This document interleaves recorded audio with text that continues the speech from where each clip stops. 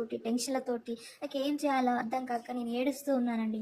ఆ టైంలో వాట్సాప్‌లో పార్ట్ టైమ్ జాబ్ అని చెప్తే అది జాయిన్ అయ్యి, టెలిగ్రామ్‌లో జాయిన్ అయ్యి, వాళ్ళ మెసేజెస్ నమ్మి నేను 6,00,000 కోల్పోయానండి.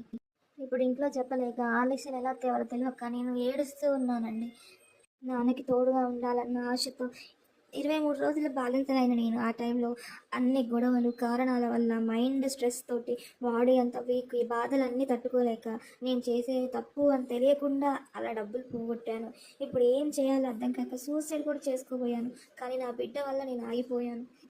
నాకేమీ అర్థం కాక మిమ్మల్ని సాయం చేయండి అని అడుగుతున్నాను. ప్లీజ్ నాకు సాయం చేయండి. ఒక్క రూపాయి అయినా చాలు అండి.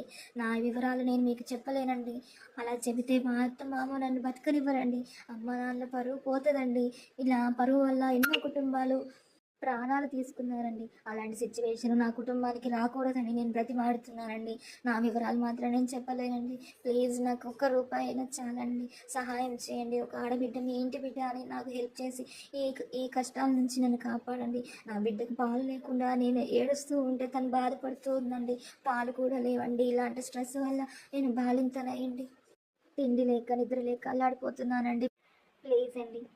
చేతులెత్తి మొక్కుతున్నానండి మిమ్మల్ని. నన్ను కాపాడండి ఈ కష్టం నుండి. మీ ఇంటి ఆడబిడ్డని కాపాడండి. ఒక్క రూపాయి పంపించండి ప్లీజ్ అండి.